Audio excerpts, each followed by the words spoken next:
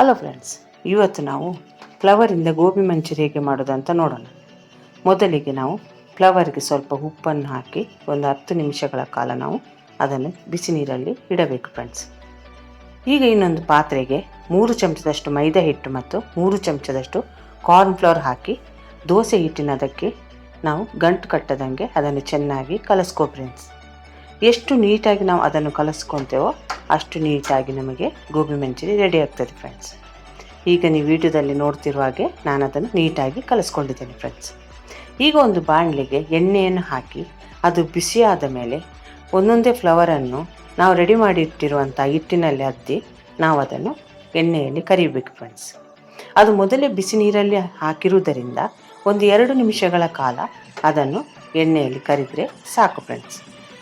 ಇದೇ ರೀತಿ ನಾನು ಎಲ್ಲವನ್ನು ಎಣ್ಣೆಯಲ್ಲಿ ನೀಟಾಗಿ ಕರಿತಿದ್ದೇನೆ ಫ್ರೆಂಡ್ಸ್. ಈ ಚಾನಲ್ಗೆ ನೀವು ಹೊಸಬ್ರಾದರೆ ಈ ಚಾನಲನ್ನು ಸಬ್ಸ್ಕ್ರೈಬ್ ಮಾಡ್ಕೊಳ್ಳಿ. ಬೆಲ್ ಐಕಾನನ್ನು ಆಲಲ್ಲಿ ಸೆಟ್ ಮಾಡಿದರೆ ನಾವು ಮಾಡುವ ವಿಡಿಯೋ ನಿಮಗೆ ನೋಟಿಫಿಕೇಷನಲ್ಲಿ ಬಂದುಬಿಡುತ್ತೆ ಫ್ರೆಂಡ್ಸ್. ಈಗ ಅದೇ ಬಾಣಲೆಗೆ ಒಂದು 2 ಚಮಚದಷ್ಟು ಎಣ್ಣೆಯನ್ನು ಹಾಕಿ 3 ಎಸಳಷ್ಟು ಬೆಳ್ಳುಳ್ಳಿ, ಒಂದು ಅರ್ಧ ಚಮಚದಷ್ಟು ಬೆಳ್ಳುಳ್ಳಿ ಶುಂಠಿ ಪೇಸ್ಟ್ ಮತ್ತು ಅರ್ಧ ಗೆಡ್ಡೆ ಈರುಳ್ಳಿಯನ್ನು ಹಾಕ್ಕೊಂಡಿದ್ದೇನೆ. ಜೊತೆಗೆ ಒಂದು 3 ಚಮಚದಷ್ಟು ರೆಡ್ ಚಿಲ್ಲಿ ಪೇಸ್ಟನ್ನು ಹಾಕಿ ಎಣ್ಣೆಯಲ್ಲಿ ನೀಟಾಗಿ ನಾನು ಕೈಯಾಡಿಸ್ತಿದ್ದೇನೆ ಫ್ರೆಂಡ್ಸ್. ಅದು ಚೆನ್ನಾಗಿ ಎಣ್ಣೆಯಲ್ಲಿ ಕೈಯಾಡಿಸಿದ ಮೇಲೆ ಅದಕ್ಕೆ 1 ಚಮಚದಷ್ಟು ಸೋಯಾ ಸಾಸನ್ನು ಹಾಕಿ ಅದನ್ನು ಕೂಡ ನಾವು ರೆಡ್ ಚಿಲ್ಲಿ ಪೇಸ್ಟ್ನೊಂದಿಗೆ ಚೆನ್ನಾಗಿ ಮಿಕ್ಸ್ ಮಾಡ್ಕೋಬೇಕು. ನೀಟಾಗಿ ಮಿಕ್ಸ್ ಮಾಡ್ಕೊಂಡ್ಮೇಲೆ ಫ್ರೆಂಡ್ಸ್, ಈಗ ಅದಕ್ಕೆ ಒಂದು 3ರಿಂದ 4 ಚಮಚದಷ್ಟು ಟೊಮೆಟೊ ಸಾಸನ್ನು ಕೂಡ ನಾನೀಗ ಇಲ್ಲಿ ಹಾಕ್ಕೊಂಡಿದ್ದೇನೆ.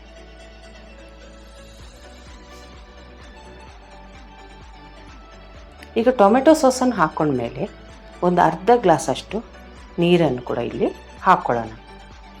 ಅದರ ಜೊತೆಗೇ ಈ ಮಸಾಲಕ್ಕೆ ಎಷ್ಟು ಬೇಕೋ ಅಷ್ಟು ಉಪ್ಪನ್ನು ಮಾತ್ರ ಹಾಕ್ಕೋಬೇಕು ಫ್ರೆಂಡ್ಸ್. ಯಾಕಂದರೆ ನಾವು ಫ್ಲವರಿಗೆ ಮೊದಲೇ ಸ್ವಲ್ಪ ಉಪ್ಪು ಹಾಕಿರುವುದರಿಂದ ನಾವು ಇಲ್ಲಿ ಉಪ್ಪನ್ನು ನೋಡ್ಕೊಂಡು ಹಾಕ್ಕೋಬೇಕು. ಈಗ ಇದು ಮಸಾಲ ಚೆನ್ನಾಗಿ ಒಂದು ಕುದಿ ಬಂದ ಮೇಲೆ ನಾವು ಮೊದಲೇ ಎಣ್ಣೆಯಲ್ಲಿ ಕರೆದಂತಹ ಫ್ಲವರನ್ನೀಗ ಹಾಕ್ಕೊಂಡು ಒಂದು 5 ನಿಮಿಷಗಳ ಕಾಲ ಆ ಮಸಾಲದೊಂದಿಗೆ ಮಿಕ್ಸ್ ಮಾಡ್ಕೋಬೇಕು ಫ್ರೆಂಡ್ಸ್. ಒಂದು 5 ನಿಮಿಷಗಳ ಕಾಲ ಮಿಕ್ಸ್ ಮಾಡಿದ ಮೇಲೆ ನಮಗೆ ಬೇಕಾದಂಥ ಫ್ಲವರಿನ ಗೋಬಿ ಮಂಚೂರಿ ರೆಡಿಯಾಗಿದೆ. ಈ ರೆಸಿಪಿ ನಿಮಗೆ ಹೇಗೆ ಅನಿಸ್ತು ಅಂತ ನನಗೆ ಕಮೆಂಟ್ ಬಾಕ್ಸ್ನಲ್ಲಿ ತಿಳಿಸಿ. ಈ ವಿಡಿಯೋವನ್ನು ನೋಡಿದ್ದಕ್ಕಾಗಿ ನಿಮಗೆ ಧನ್ಯವಾದಗಳು.